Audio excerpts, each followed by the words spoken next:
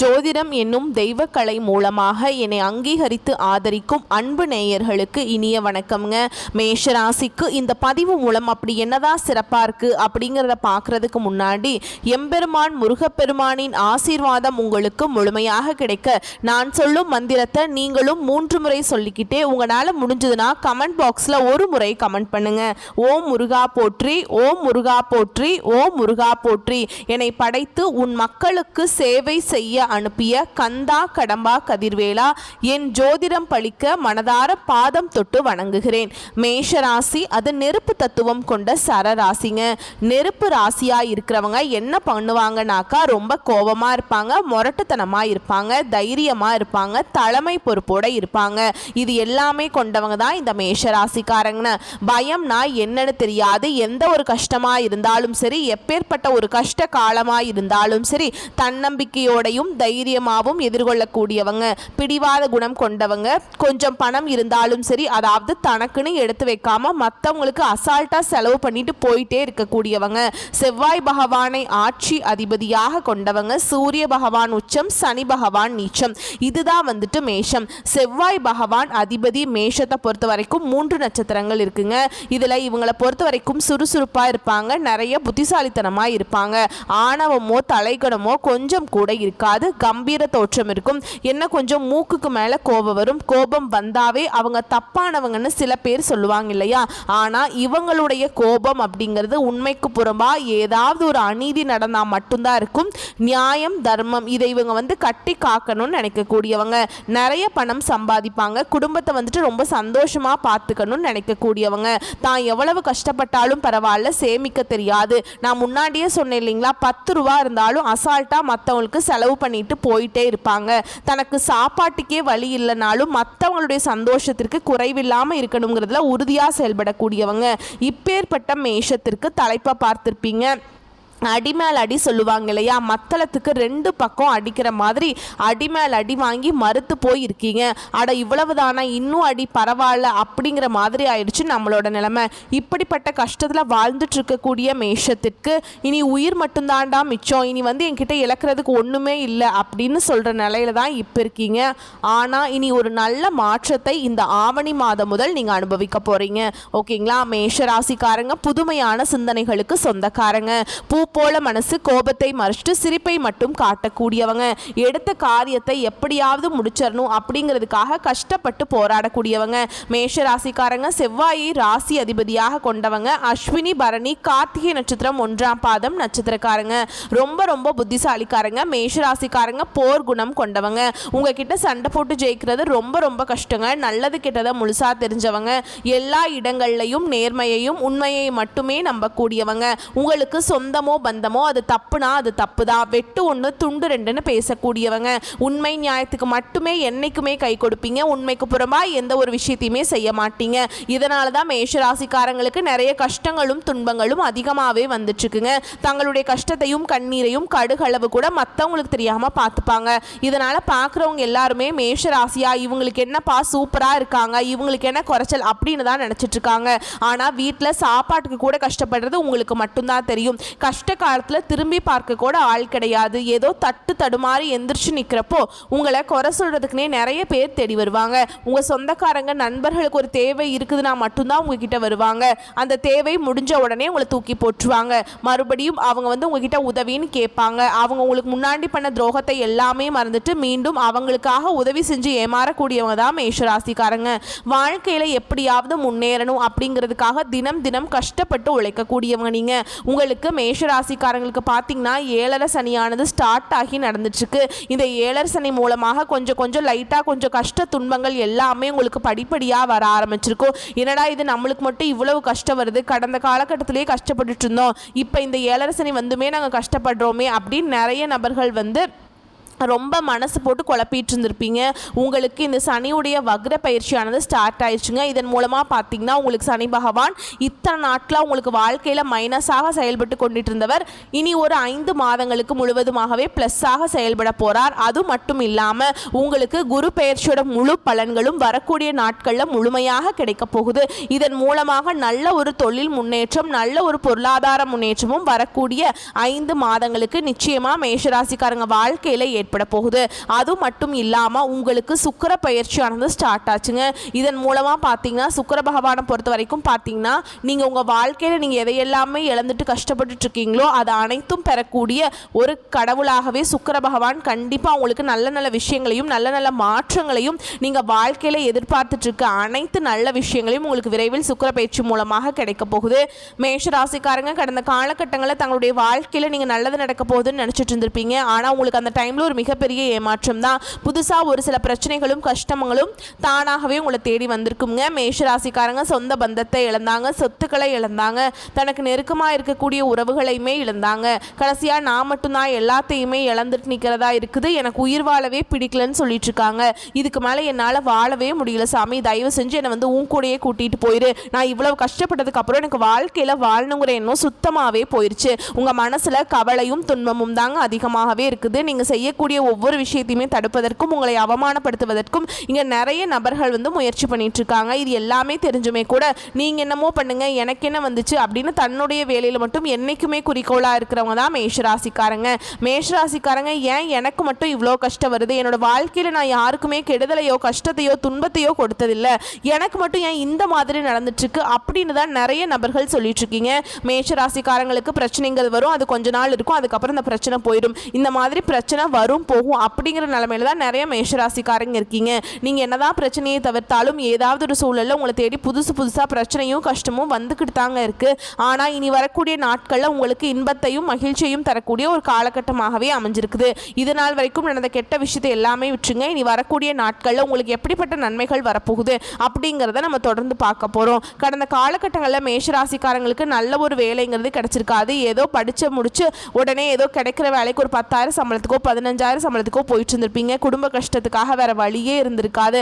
ஆனால் உங்களுடைய ட்ரீம், உங்களுடைய கனவு, உங்களுடைய லட்சியங்கள் நிறையாவே இருந்திருக்கும். நீங்கள் வந்து ஒரு இனிமேல் வரக்கூடிய நாட்களை நீங்கள் ஒரு அரசாங்க வேலைக்கு ட்ரை பண்ணாலும் சரி, இல்லை ஒரு ஐடி ஜாபோ, ப்ரைவேட் ஜாபோ, பேங்க் ஜாபோ, நீங்கள் எங்கே வேலைக்கு ட்ரை பண்ணாலும் அந்த ஜாப் அப்படிங்கிறது உங்களுக்கு நிச்சயமாக கிடைக்க போகுதுங்க.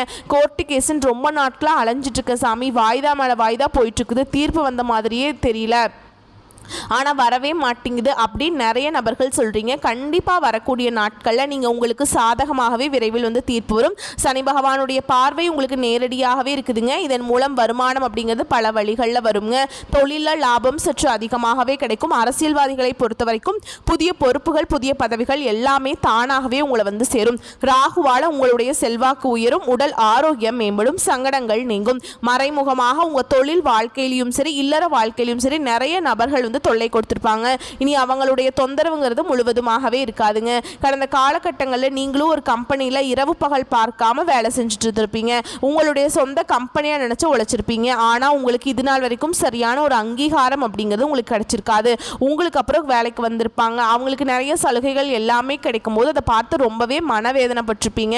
ஆனால் இனி வரக்கூடிய நாட்களில் உங்களுக்கு சம்பள உயர்வு, பதவி உயர்வு, உங்களுக்கு மேல் இருக்கக்கூடிய அதிகாரிகளுடைய ஆதரவு முதற்கொண்டு உங்களுக்கு கிடைக்க போகுதுங்க. இனி உங்கள் வார்த்தைக்கு மதிப்பு மரியாதை கிடைக்கும். அந்தஸ்தில் நீங்கள் எதிர்பார்த்த உயர்வுக்கு போக போகிறீங்க.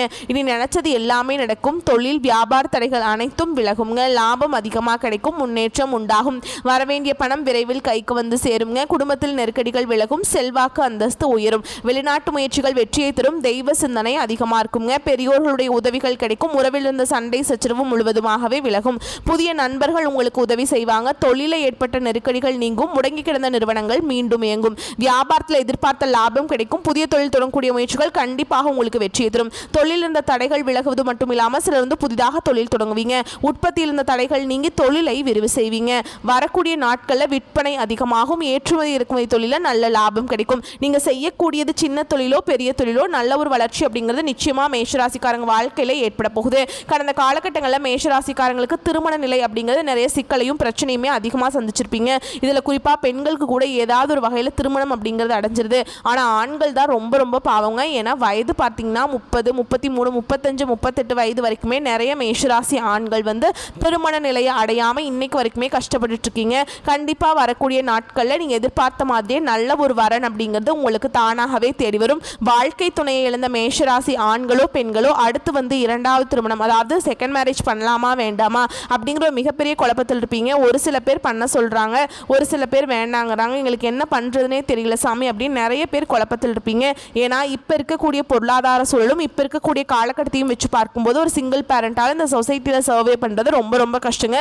கண்டிப்பாக நீங்கள் எதிர்பார்த்த மாதிரியே நல்ல ஒரு மறுவாழ்க்கை அப்படிங்கிறது விரைவில் உங்களுக்கு அமையும். குழந்தை பாக்கியத்துக்காக எங்கள் மேஷராசி நேயர்கள் பார்த்தீங்கன்னா எங்களுக்கு மேரேஜ் ஆகி 3 வருஷம் ஆகுது சாமி, 5 வருஷம் ஆகுது, 8 வருஷம் ஆகுது, நாங்களும் போகாத ஹாஸ்பிட்டல் இல்லை, பார்க்காத ட்ரீட்மெண்ட் இல்லை, வாரத்தில் 3 நாள் கோவிலுக்கு போய் வழிபாடு செஞ்சுட்டு வந்துட்டுருக்கோம், ஆனால் எங்களுக்கு குழந்ை பாக்கியமே இல்லை சாமி அப்படின்னு நிறைய பேர் வந்து சொல்லி கவலைப்பட்டுட்ருக்கீங்க. கண்டிப்பாக இந்த 2025 முடியறதுக்குள்ளே உங்களுக்கு விரைவில் குழந்தை பாக்கியம் அப்படிங்கிறது உண்டாகும். பிரிந்திருக்கக்கூடிய கணவன் மனைவி எல்லாமே மீண்டும் ஒரு முறை ஒன்றாக சேர்ந்து பேசக்கூடிய வாய்ப்பு கிடைக்கும் பட்சத்தில் கண்டிப்பாக இருவரும் ஒன்றாக இணைந்து வாழ்வீங்க. கடந்த காலகட்டங்களில் காதலில் அதிகமான தோல்விகளை தந்த ராசி யாருன்னு பார்த்தீங்கன்னா அது மேஷராசிக்காரங்க தான். ஏன்னா நல்லா லவ் பண்ணிட்டு இருந்திருப்பீங்க, நல்லா புரிதலோடு இருந்திருப்பீங்க, திடீர்னு ஒரு சண்டை சச்சரவு ஈகோ பிரச்சனை மூலமாக அந்த லவ் வந்து பிரேக்கப் ஆகிருக்கும். இல்லை வீட்டில் போய் சொல்லும்போது பெற்றோர்களே வந்து உங்களுடைய காதலுக்கு தடையாக இருந்திருப்பாங்க. வேறு ஜாதி, நல்ல வேலையில், நல்ல வசதி இல்லை, வீடு இல்லை, காடு இல்லை இப்படின்லாம் சொல்லி ஏதோ ஒன்று சொல்லி தட்டி கழிச்சிருப்பாங்க. ஆனால் இனி வரக்கூடிய நாட்களில் உங்களுடைய காதலை நீங்கள் வெளிப்படுத்தும் போது அந்த காதல் கண்டிப்பாக கைகூடும். வீட்டில் போய் சொல்லும்போது பெற்றோர்களே உங்களுக்கு முன்னாடி நின்று திருமணம் செய்து வைக்கக்கூடிய வாய்ப்புகள் அதிகமாகவே உள்ளதுங்க. இனி வரக்கூடிய நாட்களில் கடினமான காரியத்தையுமே சுலபமாக செஞ்சு முடிச்சிருவீங்க. உங்கள் எளிமையான பேச்சு திறமையால் நீங்கள் அனைவரையுமே கவர்ந்திருப்பீங்க. சமூகத்தில் உங்கள் பெயருக்கும் புகழுக்கும் படிப்படியாக முன்னேற்றம் வரப்போகுது. சிலருக்கு படிப்பதற்காகவும் வேலை விஷயமாகவும் தொழில் விஷயமாகவும் வெளியூர் வெளிநாடு போகக்கூடிய வாய்ப்புகள் எல்லாமே கிடைக்க போகுதுங்க. உங்கள் குடும்பத்தில் கடந்த காலகட்டங்களில் எந்த ஒரு சுப நிகழ்ச்சியுமே நடந்திருக்காது. இதை நினச்சி வீட்டில் இருக்கக்கூடிய பெரியவங்க எல்லாமே ரொம்பவே வருத்தப்பட்டிருப்பாங்க. ஆனால் இனி வரக்கூடிய நாட்களில் உங்கள் குடும்பத்தில் திருமணம், சீமந்தம், புதிதாக வீடு கட்ட ஆரம்பிப்பீங்க, கிரகப்பிரவேசம் போன்ற சுப நிகழ்ச்சிகள் எல்லாமே நடக்க போகுது. மேஷராசியை பொறுத்த வரைக்கும் நீங்கள் ஆண்களோ பெண்களோ, அரசு வேலையோ தனியார் வேலையோ கூலி வேலையோ, நீங்கள் எதிர்பாராத வருமானம் அப்படிங்கிறது உங்களுக்கு இரட்டிப்பு மடங்காக கிடைக்க போகுது. சேமிப்பு அப்படிங்கிறது பல மடங்காக உயரப்போகுது. இதன் மூலமாக கடந்த காலகட்டங்களில் ஏற்பட்ட கடன் பிரச்சனை அனைத்தும் உங்களுக்கு முழுவதுமாகவே நிவர்த்தியாக போகுது. நீங்கள் போய் ஒரு மேஷராசிக்காரங்களை பார்த்து கேட்டீங்க அப்படின்னா எனக்கு 3 லட்சம் இருக்குதுங்க, 5 லட்சம் இருக்குதுங்க, 10 லட்சம் இருக்குதுங்க, பல லட்சம் இருக்குதுங்கன்னு சொல்லுவாங்க. கடன் இல்லாத மேஷராசிக்காரங்க நீங்கள் பார்க்கறது ரொம்ப ரொம்ப கஷ்டங்க.